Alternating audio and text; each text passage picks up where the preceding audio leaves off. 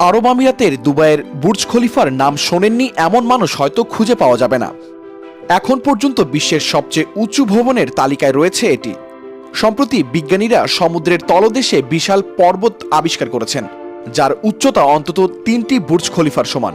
তাও আবার একটি নয়, দুটি নয়, এমন দানবীয় তিনটি পর্বতের সন্ধান পেয়েছেন তারা।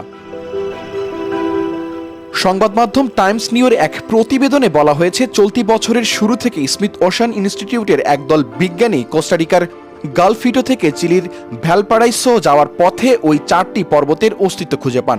পর্বতগুলোর উচ্চতা 1591 মিটার থেকে 2681 মিটারের মধ্যে এবং সবচেয়ে উঁচু পর্বতটি প্রায় 450 কিলোমিটার এলাকা জুড়ে বিস্তৃত।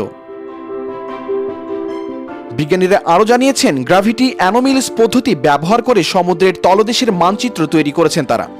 সমুদ্র তলদেশের আকৃতির পরিবর্তনগুলো সমুদ্রের উপরিভাগের মানচিত্রের সামান্য পরিবর্তন ঘটায়, কারণ পানির নিচের একটি গভীর এলাকা কিংবা একটি পর্বত পানির উপরিভাগে তারতম্যের সৃষ্টি করতে পারে। এখন পর্যন্ত সমুদ্র তলদেশে 15 লাখ বর্গ কিলোমিটার এলাকার জরিপ করেছেন এবং ওই অঞ্চলগুলোতে 29টি পাহাড়, পর্বত এবং গভীর খাদ শনাক্ত করেছেন বিজ্ঞানীরা।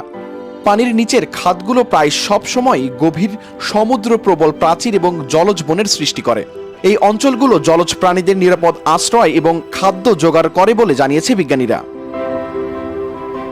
এর আগে 2023 সালের নভেম্বরে গুয়াতেমালার উপকূলে 1600 মিটার উঁচু একটি পর্বত খুঁজে পেয়েছিলেন বিজ্ঞানীরা। শাহরিয়ার কবির, প্রবাস খবর।